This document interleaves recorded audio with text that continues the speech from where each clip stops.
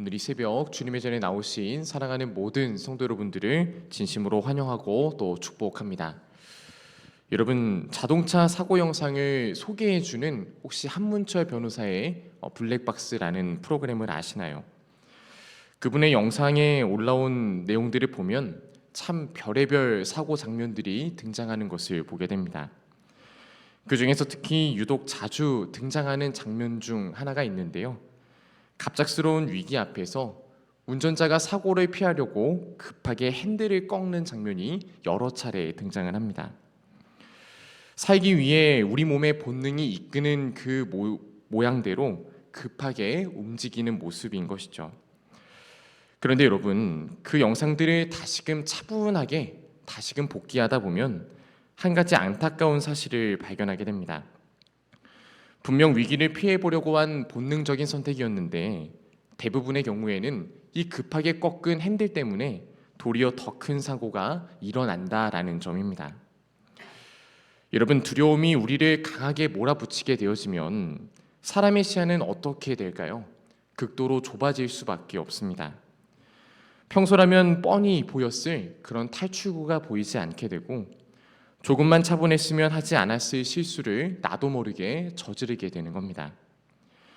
지금 당장 이 상황을 벗어나야 한다라고 하는 그런 극심한 초조함이 우리의 이성과 판단을 마비시키기 때문이지요. 결국 두려움에 쫓겨내린 다급한 인간적인 결정들은 문제를 해결하기는커녕 우리의 문제를 더욱더 키우고 우리를 더 궁지로 몰아넣게 되어집니다. 사랑하는 성도 여러분, 오늘 본문에 등장하고 있는 다윗의 모습이 바로 이러한 모습이었습니다. 사울을 피해서 급하게 도망친 곳이 하필이면 적국의 땅이었던 가드였고요. 그곳에서 살아남기 위해 침을 흘리면서 미친 채 해야만 하는 그런 다윗이 최악의 상황 가운데 처하게 되었던 겁니다. 그러나 여러분, 다윗의 인간적인 계산이 완전히 실패했던 바로 그 순간에도 그를 향한 하나님의 신실하신 은혜는 결코 멈추지를 않았습니다. 인간의 얕은 깨와 다급함이 더 큰 위기를 불러왔을 때 도리어 그때가 하나님이 일하시는 순간이었던 겁니다. 바라기는 오늘 주시는 말씀을 통하여서 우리의 얕은 인간적인 계산과 실수를 뛰어넘어 우리를 위해 일하시는 그 하나님의 강한 손을 발견하는 귀한 새벽이 될 수 있기를 간절히 소망합니다. 여러분, 먼저 오늘 본문은 다윗이 도망하는 장면으로부터 시작되는 것을 우리는 확인하게 되어집니다. 우리 본문 10절 말씀을 함께 한 목소리로 봉독하겠습니다. 그날에 다윗이 사울을 두려워하여 일어나 도망하여 가드왕 아기스에게로 가니. 아멘. 여러분, 다윗은 하나님이 그를 먹이시고 또 은혜를 기억하게 하시는 그런 일을 체험했음에도 불구하고 도망치기를 그는 그치지 않았습니다. 이는 다윗에게 임했던 그 하나님의 은혜가 그에게 닥친 문제로 인해서 완전히 뒤덮일 만큼 이는 다윗이 여전히 사울을 두려워하였기 때문입니다.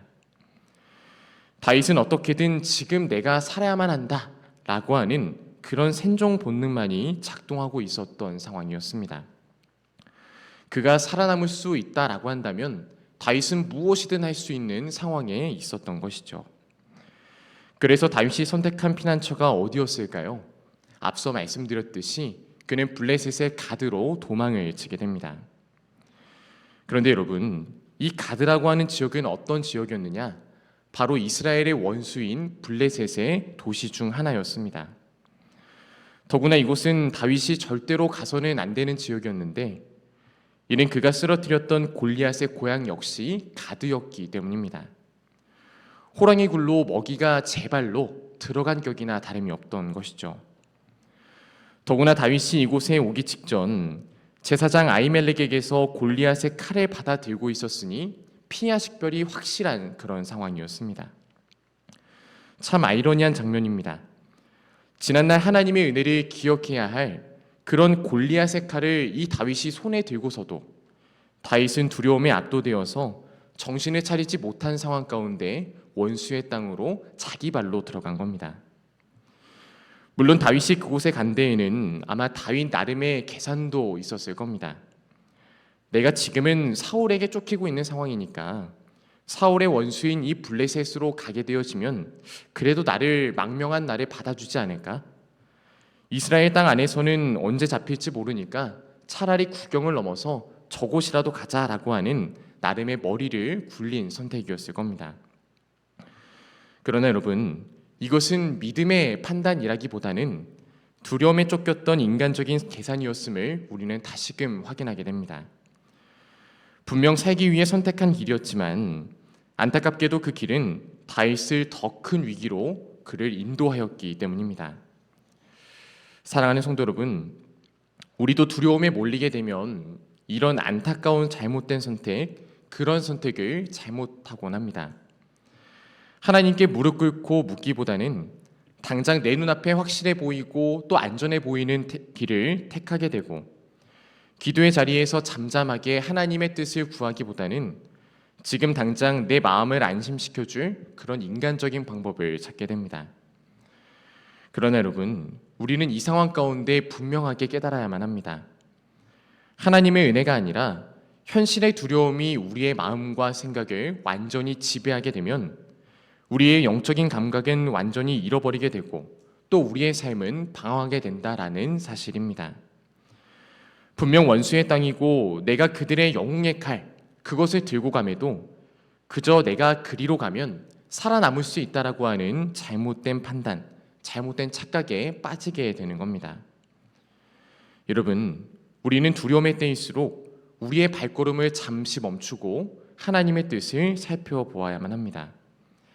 지금 내가 향하여 가는 이 길이 과연 하나님이 원하시는 길인지 아니면 내 두려움이 나를 밀어붙이는 길인지를 분별해야 된다라는 사실입니다.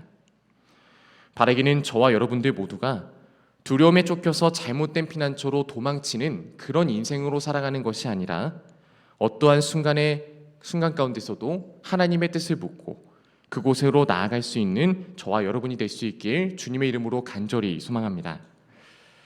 여러분, 다윗의 인간적인 계산은 결국 어떠한 일을 불러왔을까요? 결국 그의 선택, 그의 마음이 평안한 것은 잠시뿐이었습니다. 사울의 칼날을 피하겠다고 원수인 블레셋 땅 그곳으로 망명하였지만 그곳의 안전한 피난처는 전혀 발견할 수 없었기 때문입니다. 다윗은 이전과는 비교할 수 없을 정도로 더 큰 두려움의 상황에 빠지게 됩니다. 우리 본문 11절 말씀 함께 한 목소리로 봉독하겠습니다. 아기스의 신하들이 아기스에게 말하되 이는 그 땅의 왕 다윗이 아니니까 무리가 춤추며 이 사람의 일을 노래하여 이르되 사울이 죽인 자는 천천히요 다윗이 만만이로다 하지 아니하였나이까 한지라. 아멘. 여러분, 가드 사람들은 이 다윗의 얼굴을 너무나도 잘 알고 있었습니다. 그리고 그저 그의 얼굴만 안 것이 아니라 다윗이 이스라엘에서 어떠한 대우를 받고 있는 그런 상황인지도 정확히 꿰뚫고 있었습니다. 이는 그 땅의 왕 다윗이 아니니까 라고 하는 이 말이 여러분, 다윗의 귀에는 얼마나 끔찍하게 들렸을까요? 아무도 자신을 모를 것이다 라고 생각해서 이곳에 왔는데 원수의 심장부 한복판에서 정체가 완전히 탄로나게 된 것입니다. 겨우 사울 한 사람만 피하려다가 이제는 블레셋 군대 전체의 포위가 되어서 더 끔찍한 죽음, 더 잔인한 죽음을 맞게 될 위기에 처한 겁니다. 이어지는 12절은 다윗이 느낀 절망의 크기를 그대로 보여주고 있는데요. 우리 12절 말씀도 함께 봉독하겠습니다. 다윗이 이 말을 그의 마음에 두고 가드왕 아기스를 심히 두려워하여. 아멘. 여러분, 성경은 지금 다윗의 상황, 다윗의 상태를 어떻게 보고하고 있습니까? 가드왕 아기스를 심히 두려워하였다라고 성경은 기록하고 있습니다. 앞서 사울을 피할 때는 그저 두려워하여 라고 이렇게 도망쳤다라고 기록하고 있는데 이제는 그 두려움 앞에 심히라고 하는 이 수식어가 붙게 됩니다. 그 어떤 방패막이도 없는 적진 한가운데서 이제 나는 꼼짝없이 죽게 되었구나, 나는 정말로 이 상황 가운데 정말 끔찍하게 되었구나라고 하는 이런 공포가 다윗의 마음을 짓누르고 있었던 겁니다. 여러분, 두려움이 깊어지면 세상의 소리 그리고 사람의 소리가 유난히 더 크게 우리 귀에 들리게 됩니다. 누군가의 평가 한마디가, 또한 걱정 섞인 말 한마디가, 아직 일어나지도 않은 최악의 상황이 우리의 마음속에서 점점 더 커지게 된다라는 겁니다. 그러한 때에 안타깝지만 하나님의 말씀은 어떻게 들리게 될까요? 우리에게 작게 들리고 현실의 소리는 그것보다도 더 크게 들리게 됩니다. 하나님이 나를 붙들고 계신다라는 사실보다도 내 안의 두려움이, 내 안의 걱정이 이것보다도 더 크게 된다라는 것이죠. 그러나 여러분, 참된 믿음은 바로 이러한 때에 우리가 진짜 들어야 될 소리를 분별하여서 듣는 것을 선택하는 것입니다. 세상의 소리가 아무리 크게 들려도 그때 우리를 향한 하나님의 음성이 끊이지 않음을 우리는 반드시 깨달아야 된다라는 것입니다.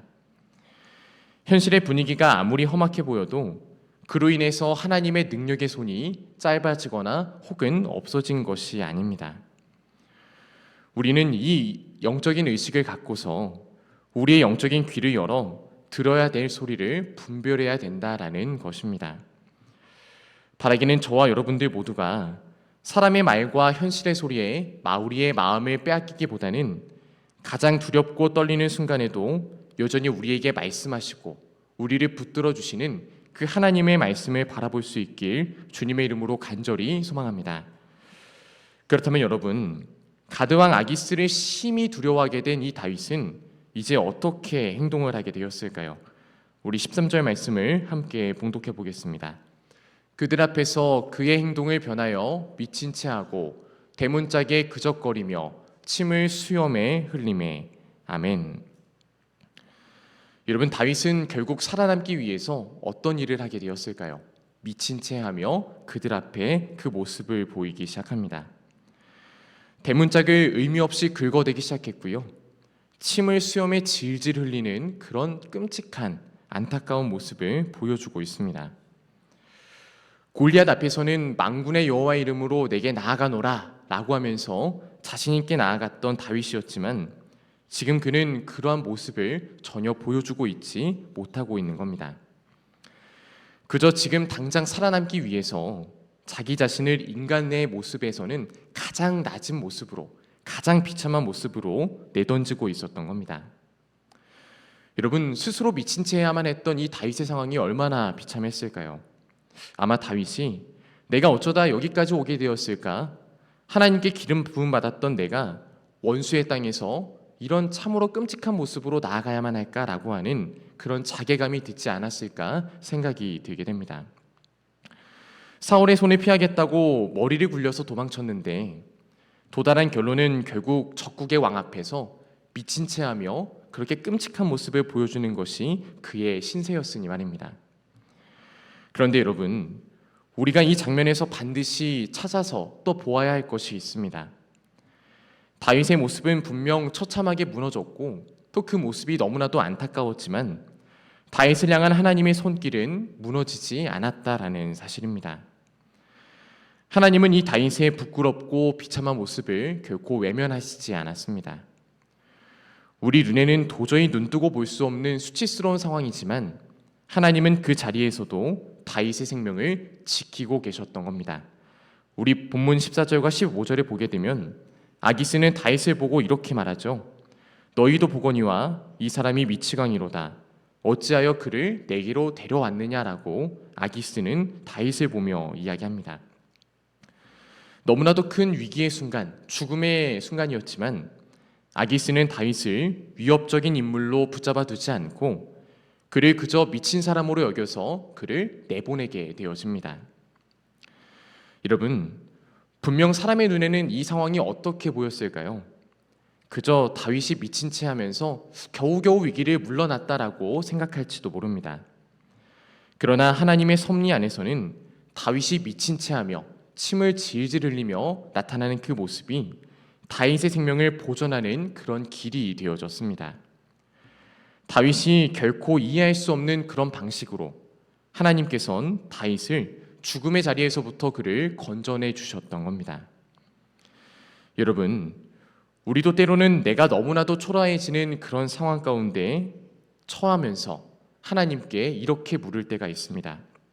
하나님, 정말 이 순간 가운데서도 나를 지키시는 것이 맞습니까? 내가 이렇게 무너지고 내 계획과 내 생각이 다 망가지고 있는데 여전히 하나님께서 나를 붙들고 계신 것이 맞으십니까? 라고 우리가 그렇게 물을 때가 있습니다. 그러나 오늘 말씀은 우리에게 분명하게 말씀하고 있죠. 하나님은 우리의 판단이 흔들리고 있고 우리의 모습이 초라해지고 우리의 계획이 어그러지고 있는 그 자리에서도 여전히 자기 백성의 생명을 지키시는 분이다라는 사실을 우리에게 보여주고 계십니다. 그러므로 여러분, 지금 내 현실의 사방이 막혀 있고 또 내 현실이 너무나도 안타깝다라고 해서 하나님의 손을 의심하지 마시기를 주님의 이름으로 간절히 소망합니다. 그리고 내가 이해할 수 없는 방식, 그러한 모습으로 내 인생이 흘러간다라고 해서 하나님이 일하시지 않는다라고 생각하지 마시기를 바랍니다. 내가 생각한 방법대로 흘러가지 않는 것이 오히려 하나님의 뜻일 수 있고요. 내 계산이 완전히 실패한 바로 그때가 하나님의 전능하신 능력이 나타나는 그런 가장 적절한 타이밍일 수 있습니다. 여러분, 하나님은 그의 독생자 예수 그리스도를 통해서도 그렇게 일하시지 않으셨습니까? 세상에 가장 미련한 것, 십자가를 통해서 가장 위대한 일을 이루신 분이 바로 하나님이셨습니다. 하나님은 오늘도 그와 같이 동일하게 우리의 삶 속에서도 일하시는 분이십니다. 바라기는 나의 짧은 생각과 계산을 내려놓고 나의 실패와 부끄러움마저도 선으로 바꾸어 주시는 그 하나님의 놀라운 손길을 신뢰하는 저와 여러분이 될 수 있기를 주님의 이름으로 간절히 소망합니다. 여러분, 말씀을 맺겠습니다. 아기스 왕 앞을 간신히 빠져나왔던 이 다윗은 아둘람 동굴로 숨어 들어가게 되었습니다. 인생에서 가장 수치스럽고 비참한 순간을 지나야 했던 이 다윗이 이곳에 도착하자 그는 지난 삶을 돌아보면서 그는 이 다음과 같이 고백하게 되었는데요. 시편 34편 4절과 6절, 7절 말씀을 우리 함께 봉독해 보겠습니다. 내가 여호와께 간구하매 내게 응답하시고 내 모든 두려움에서 나를 건지셨도다. 이 공고한 자가 부르짖음에 여호와께서 들으시고 그의 모든 환난에서 구원하셨도다. 여호와의 천사가 주를 경외하는 자를 둘러 진치고 그들을 건지시는도다. 아멘. 여러분, 다윗은 뒤늦게나마 다음과 같은 사실을 깨닫습니다. 자기가 연기를 잘해서 그 상황 가운데 살아남은 것이 아니라 하나님의 천사가 그 철저한 원수의 땅 한복판에서 자신을 겹겹이 둘러치고 자신을 지켜주셨음을 분명히 깨달았던 겁니다. 인간적인 계산이 실패했고 발걸음은 엉망으로 꼬였지만 하나님은 그 비참한 수치의 자리마저도 당신의 백성을 은혜의 자리로 이끄시는 그런 놀라운 자리로 바꾸어 주셨던 겁니다. 여러분, 이 새벽 혹 여러분들의 잘못된 계산과 판단 때문에 막막한 현실의 벽 앞에 부딪혀서 낙심하며 이 자리에 나오시지는 않으셨습니까? 그러한 상황 가운데 내가 나왔다라고 한다면 다음과 같은 사실을 꼭 기억하시길 바랍니다. 내가 가장 초라해진 그 순간에도 하나님은 나를 위하여서 당신의 천사들을 우리에게 불러주시고 우리를 쟁쳐서 보호해 주신다라는 사실입니다. 여러분들 눈앞에 비참한 현실만을 바라보지 마시고요, 영적인 눈을 뜨게 되셔서 나를 보호하시는 그 하나님, 나를 언제나 인도하시는 그 하나님을 날마다 신뢰하며 나아가는 여러분들의 삶이 되시기를 주님의 이름으로 간절히 소망합니다. 이렇게 기도하겠습니다.